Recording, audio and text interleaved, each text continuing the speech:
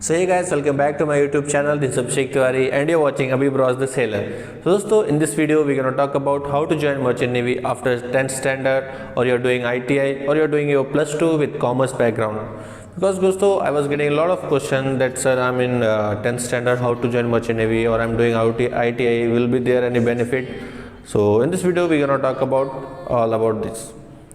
So yes दोस्तों, after 10th and after ITI, or if you don't have PCM background in your plus 2, still you can join Merchant Navy, but you cannot join as an officer in starting.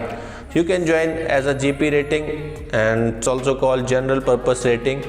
तो दोस्तों, आप GP rating join कर सकते हैं अगर आपका 10th background है, या फिर आपका ITI बैकग्राउंड है, या आपका 12th में PCM नहीं है, तब भी आप GP रेटिंग ज्वाइन कर सकते हैं। और GP रेटिंग ज्वाइन करके आप प्रमोशन लेके फ्यूचर में आप ऑफिसर भी बन सकते हैं। दोस्तों, हम पहले बात करेंगे कि क्या क्या क्वालिफिकेशन चाहिए GP रेटिंग ज्वाइन करने के लिए, और ड्यूरेशन क्या होता है GP रेटिंग कोर्स का। दोस्तों, GP रेटिंग एक 6 मंथ का कोर्स है, जो कि आपका जो इसका बेसिक क्वालिफिकेशन है उसके लिए आपको 50% मार्क्स होना चाहिए PCM में इन 10th स्टैंडर्ड में, और इंग्लिश में भी आपको 50% मार्क्स चाहिए। दोस्तों, अगर आपके पास ITI की डिग्री है एज अ फिटर, तो आप GP रेटिंग ज्वाइन कर सकते हैं और आप जहाज पे एक फिटर का काम कर सकते हैं, या तो आप इंजन रूम में ज्वाइन कर सकते हैं एज अ वेल्डर और फिटर। सो दोस्तों, we gonna talk about what is the eligibility criteria for GP rating. दोस्तों, आपका GP रेटिंग करना चाहते हैं तो उसके लिए जो क्राइटेरिया है, आपकी जो एज होनी चाहिए 17.5 से 25 ईयर्स तक का एज इन बिटवीन आप GP रेटिंग कर सकते हैं। और अगर आपके 12th में कॉमर्स बैकग्राउंड है तो भी आप GP रेटिंग कर सकते हैं, बट आपको फिर आगे प्रमोशन बहुत स्लो होगा, आप ऑफिसर नहीं बन सकते इतना जल्दी, क्योंकि ऑलरेडी वहाँ पे जो BSc नॉटिकल साइंस के या DNS के जो कैंडिडेट्स हैं वो ऑलरेडी ऑफिसर्स बनने के लिए ट्राई कर रहे हैं। तो जो आपके लिए ऑफिसर बनना थोड़ा टफ होगा, बट आप ऑफिसर बन सकते हैं। There is a chance you can become an officer. अगर आप GP रेटिंग ज्वाइन करना चाहते हैं तो उससे पहले मेक श्योर आपकी जो फिजिकल फिटनेस है वो काफ़ी इंपॉर्टेंट है। दोस्तों, आपको फिजिकली फिट होना पड़ता है, क्योंकि उससे पहले आपका मेडिकल इंटरव्यू टेस्ट कराते हैं जिसमें आपको फिजिकल चेक करते हैं। दोस्तों, अगर आप फिजिकली फिट हैं तभी आप मर्चेंट नेवी ज्वाइन कर सकते हैं। अगर आपको कलर ब्लाइंडनेस है तो आप मर्चेंट नेवी ज्वाइन नहीं कर सकते हैं। और अगर आप डेक साइड में ज्वाइन करना चाहते हैं तो दोस्तों, आपकी जो आई साइट है वो 6x6 होना कंपलसरी है। और अगर आप इंजन साइड में हैं तो आपको वहाँ पे थोड़ी सी रिलैक्सेशन है, आप स्पेक्स पहन सकते हैं, बट आपकी आई साइट ज़्यादा कम नहीं होनी चाहिए, 6.9 चल सकता है, मतलब इतना मैनेजेबल है स्पेक्स के साथ। तो बढ़िया इंस्टीट्यूट्स हैं, मैं उनके 2-4 नाम बताना चाहता हूँ। दोस्तों, जैसे आप बोल सकते हैं टॉप पे है TS रहमान, फिर सेकंड आपका आता है जो ग्रेट ईस्टर्न। दोस्तों, ये ग्रेट ईस्टर्न जो है इसकी फ़ीस थोड़ी महंगी है GP रेटिंग के लिए, लेकिन यहाँ पे आपको प्लेसमेंट की कोई प्रॉब्लम नहीं है, क्योंकि जो ग्रेट ईस्टर्न है उनके इटसेल्फ बहुत सारे शिप्स हैं, तो वो आपको अपने शिप पे भेज सकते हैं ट्रेनिंग के लिए, तो वहाँ आपको प्लेसमेंट की ज़रूरत नहीं है। और दोस्तों, एक और जो सबसे पॉपुलर है NUSI, national union of seafarers of India, इनका भी एक GP रेटिंग का कॉलेज है जो कि गोवा में है, तो जिसमें आप दोस्तों एडमिशन ले सकते हैं। इनका एक खुद का पर्सनल CET होता है जिसको आप क्लियर करके फिर इंटरव्यू दे करके आप जा सकते हैं NUSI में। तो दोस्तों, NUSI में भी जो प्लेसमेंट है अच्छा है, वहाँ पे भी बहुत सारी बड़ी बड़ी कंपनियाँ आती हैं, और अगर आप उसको एग्ज़ाम क्लियर कर लेते हैं, उनका इंटरव्यू क्लियर कर लेते हैं, तो आप कंपनीज़ में सेलेक्ट हो सकते हैं। दोस्तों, अब हम बात करते हैं कि GP रेटिंग करने के बाद आप किस रैंक पे जाते हैं और आपका प्रमोशन कैसे होता है। तो दोस्तों, आप अगर GP रेटिंग ज्वाइन करते हैं तो अगर आप डेक साइड में जाते हैं तो आप जाएंगे OS के रैंक आपकी होगी ट्रेनी OS। दोस्तों, ट्रेनी OS पे आपको जो सैलरी वेजेस होगी, आपने मेरी सैलरी का वीडियो नहीं देखा है तो आप देख सकते हैं आई बटन में, उसमें मैंने हर रैंक की सैलरी बता रखी है।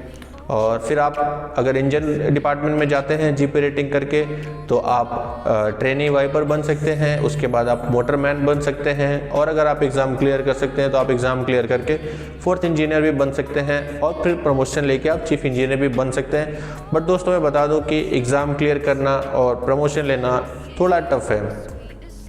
और अगर आप डेक साइड से हैं तो आप ज्वाइन करेंगे ट्रेनी OS की पोस्ट पे, उसके बाद फिर आप OS बनते हैं, उसके बाद फिर आप AB बनते हैं, और अगर आप AB बन के अगर चाहते हैं एग्ज़ाम देना, ऑफिसर बनना चाहते हैं, थर्ड ऑफिसर बनना चाहते हैं, तो आपको फिर अलग से उसका एग्ज़ाम होता है जिसका आपको एग्ज़ाम देना पड़ेगा। और अगर आप एग्ज़ाम नहीं देना चाहते हैं तो आप फिर बोसन बन सकते हैं। बोसन भी दोस्तों टॉप मोस्ट रैंक होती है क्रू में, जिसके अंडर में सारे AB या जो सारे रेटिंग्स होते हैं वो बोसन के अंडर में काम करते हैं और आपकी सैलरी भी काफ़ी अच्छी होती है। दोस्तों अगर आप GP रेटिंग ज्वाइन करना चाहते हैं तो जिसके लिए 2 बैच होते हैं ईयर में। जो फर्स्ट बैच है आपका जनवरी में स्टार्ट होता है और सेकेंड बैच आपका जुलाई में स्टार्ट होता है। दोस्तों जैसा कि आप देख सकते हैं जनवरी में अभी एडमिशन चल रहे हैं GP रेटिंग के। अगर आप अभी नहीं अप्लाई कर पाते हैं, अगर आपको कुछ अभी प्रॉब्लम है तो आप जुलाई बैच भी ट्राई कर सकते हैं। और दोस्तों अगर मेक श्योर आप मतलब GP रेटिंग ज्वाइन करने से पहले अगर आपको स्पॉन्सर मिल जाते हैं दोस्तों तो बहुत अच्छी बात है। किसी कंपनी से स्पॉन्सरशिप के लिए आप बहुत ट्राई करिएगा ज्वाइन करने से पहले। और अगर आपको अगर प्लेसमेंट नहीं होता है, स्पॉन्सरशिप नहीं मिलता है, तो आपके जो कॉलेज में होगा वहाँ पे भी कंपनीज आती होंगी इंटरव्यू के लिए, तो आप वहाँ पे भी इंटरव्यू क्लियर करके प्लेसमेंट पा सकते हैं। और अगर आपको प्लेसमेंट नहीं मिला है और जैसे आपने GP रेटिंग कंप्लीट कर लिया और आपको प्लेसमेंट नहीं मिल रहा है, दोस्तों बाहर से भी आप GP रेटिंग के लिए प्लेसमेंट के लिए ट्राई कर सकते हैं। और दोस्तों हर साल अप्रैल के मंथ में जो सिनर्जी कंपनी है वो अपना इंटरव्यू कंडक्ट करती है, एग्ज़ाम कंडक्ट करती है GP रेटिंग के लिए, BSc के लिए, हर जो रैंक है सबके लिए अपना एग्ज़ाम कंडक्ट कर सकती है। दोस्तों आप उसमें ट्राई कर सकते हैं। और अगर आपको उसमें भी नहीं होता है दोस्तों तो बाहर से आप कंपनीज़ के जो बहुत सारे कंपनीज़ हैं मुंबई में या फिर कोलकाता में या दिल्ली में, काफ़ी जगह पे कंपनीज़ के ऑफिस हैं, आप वहाँ पे जा कर के या फिर ऑनलाइन अप्लाई कर सकते हैं। आप वहाँ पे भी जॉब के लिए ट्राई कर सकते हैं दोस्तों। बट एक चीज़ बता दूँ, एजेंट के थ्रू मत जाएगा क्योंकि बहुत चीटिंग होता है मर्चेंट नेवी में। एजेंट के नाम पर बहुत धोखाधड़ी है दोस्तों। आप एजेंट को पैसा दे करके मर्चेंट नेवी में ज्वाइन मत करिएगा क्योंकि बहुत ही फ्रॉड होता है मर्चेंट नेवी में। अगर आपको कॉलेज से प्लेसमेंट नहीं मिलता है तो आप कंपनीज़ को डायरेक्टली कांटेक्ट करके उनसे प्लेसमेंट की बात कर सकते हैं। बीच में आप एजेंट को पैसे देने की कोई ज़रूरत नहीं है।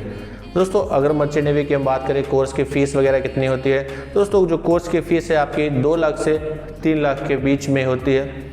तो ये दोस्तों आप कोर्स कर सकते हैं और इससे ज़्यादा एक भी पैसा एक्स्ट्रा नहीं लगता है प्लेसमेंट के लिए। तो अगर आपसे कोई एजेंट कहता है कि मुझे 4 लाख रुपए या 5 लाख रुपए दे दिए तो हम आपको प्लेसमेंट दिला देंगे कोर्स के साथ, दोस्तों ये फ्रॉड है।